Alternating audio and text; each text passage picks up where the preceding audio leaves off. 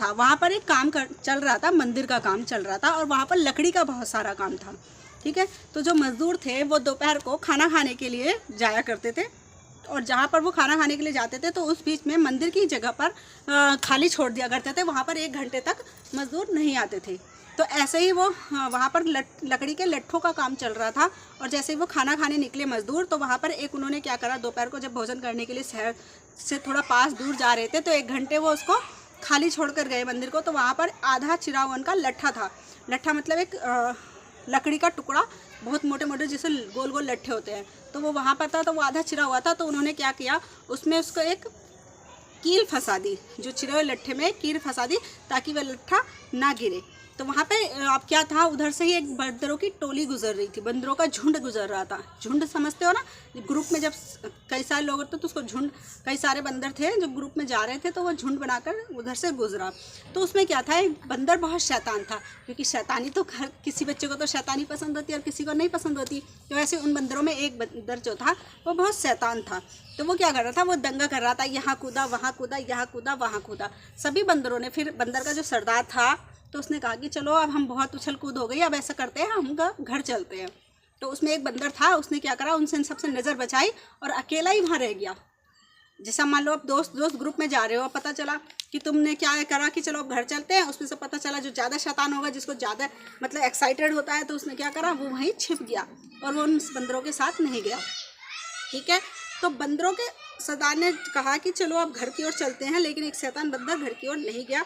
वो क्या करने लगा, उछल कूद करने लगा, पेड़ों पर उछल कूद करने लगा।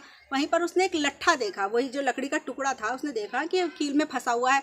उसने सोचा यार ये क्या चीज़ है, तो चलो इसको देखते हैं।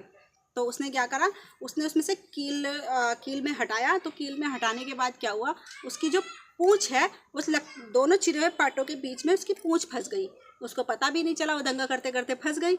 जैसे उसने कील हटाई, वो फिर एकदम से ऐसे करके पट्टे दें इसको पूँछ फंस गई, उसे पता ही नहीं चला। वो अपने शैतानी करते रहा। जब उसे महसूस हुआ कि मेरी पूँछ फंस गई है तो दो पाटों के बीच में, तो उसने क्या करा, अपनी पूँछ को जैसे ही खींचा, जैसे ही उस खींचने के लिए तड़पा, जैसे वो कूदा, उसकी पूँछ टूट गई और वो क्या करा, दर्द से तड़पता हुआ भागा।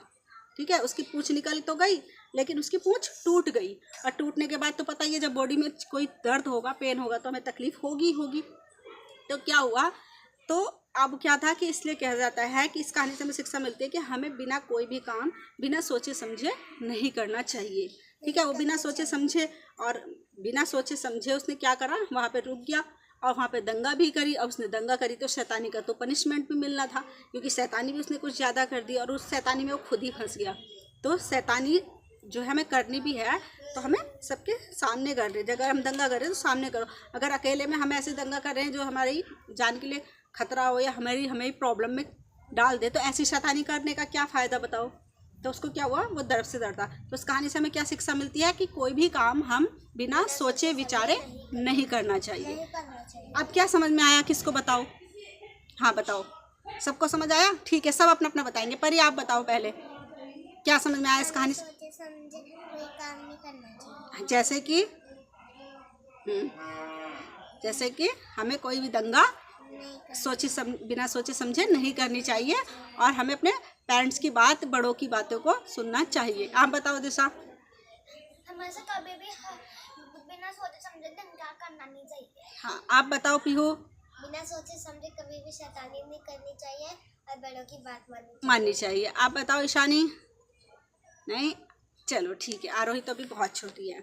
तो हमें बिना सोचे समझे कोई काम नहीं करना चाहिए। हम बच्चे हैं, हमारा काम क्या है, शैतानी करना, तो हमें शैतानी नहीं करनी चाहिए। ठीक है, जैसे आप पीहू थी उस दिन, आप इस कूदे, खुशी में ही तो कूद रहे थे, दंगा तो आप खुशी में कर रहे थे, लेकिन क्या होता है, ज़्यादा खुशी शैतानी करने से भी कभी कभी वो हमारे लिए हानिकारक हो जाता है। तो हमें समझ में आया? कहानी कैसी लगी? पसंद आए तो लाइक और सब्सक्राइब करें हमारे ट्यूशन ब्लॉग्स को, बेल आइकन दबाएं।